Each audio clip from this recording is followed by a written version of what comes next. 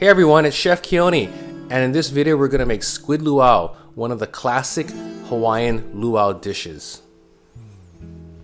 For starters, we're going to get all of our taro leaves prepped, and taro leaves are also known as luau leaves. In the produce department we sell fresh ones, and you could get frozen in the grocery department if you want. But the fresh ones here, we're going to take all of the tender leaf pieces and then we're going to cut them up so that they break down easier when we cook them.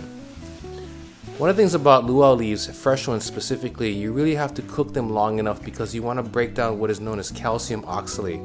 And calcium oxalate, if you eat it raw, it's very itchy and it's scratchy. And it's a very uncomfortable experience for the person that eats it. So luau leaves, lau, luau stew, all of those items, you really got to cook them long enough to break down the calcium oxalate. Now I'm taking the stems and I'm peeling them to get all the really heavy fibrous parts off, and then I'm going to go ahead and cut them up small so that can also go into our squid luau.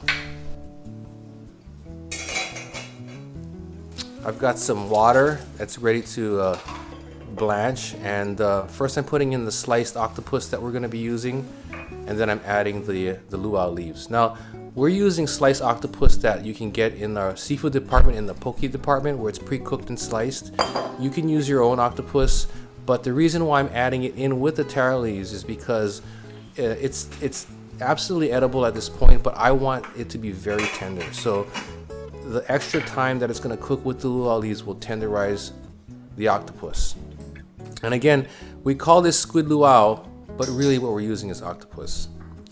Now we've cooked the octopus and the luau leaves until they've been tender. Now I put a pot with some butter. We're going to add the cooked leaves and octopus into the pot and cook it with the butter. Next comes in coconut milk, and we're going to get it all incorporated and combined. And we're going to bring it to a simmer. Once we get it up to a nice simmer, we're going to go ahead and cover the pot, and we're just going to let it cook so that all the flavors can meld together and it can get even more tender.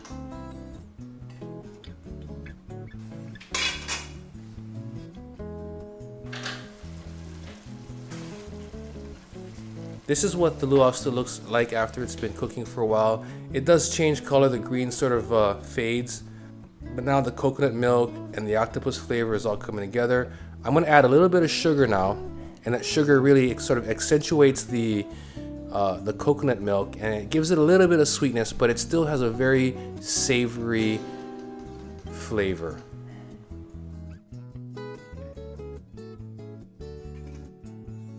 So here we have our squid luau, and remember, while it's called squid luau, it's really octopus that you're putting in here.